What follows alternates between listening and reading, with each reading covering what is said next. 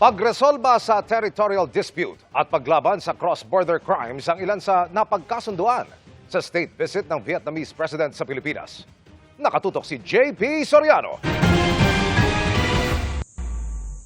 Sinalubong mismo ni Pangulong Bongbong Marcos at First Lady Liza Araneta Marcos sa Malacanang sina Vietnamese President To Lam at First Lady Ngo Phuong Ly.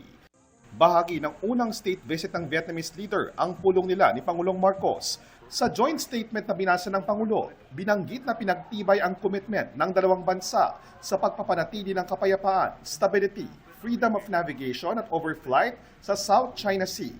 As fellow claimant states, we reaffirm that maintaining peace, stability, and the freedom of navigation and overflight in the South China Sea remains non-negotiable. Napagkasunduan din ng Vietnam at Pilipinas na ipagpatuloy ang isang mapayapang pagresolba sa territorial dispute nang naaayon sa international law.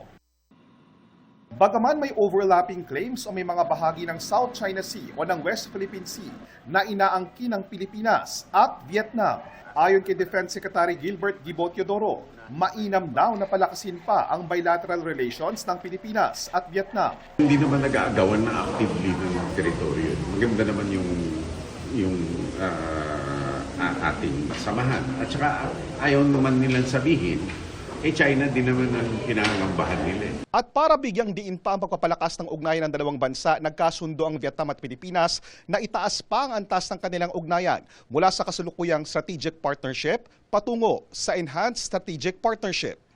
Kabilang sa mahalagang napagkasunduan ng dalawang bansa ang renewal ng 2010 Philippines-Vietnam Memorandum of Agreement on Defense Cooperation. This strategically important framework will significantly bolster our joint capabilities in maritime security, military education, and disaster risk reduction and management. Napagkasunduan din ng dalawang panig na paigtingin ang intelligence sharing at coordinated law enforcement actions laban sa cross-border crimes gaya ng internet fraud, human trafficking, illegal gambling at people smuggling. Củng cố nền tảng chiến lược vững chắc cho quan hệ giữa hai nước.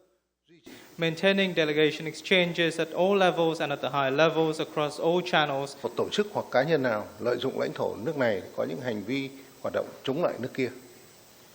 Second, enhancing defense and security cooperation and cooperation at seas and islands.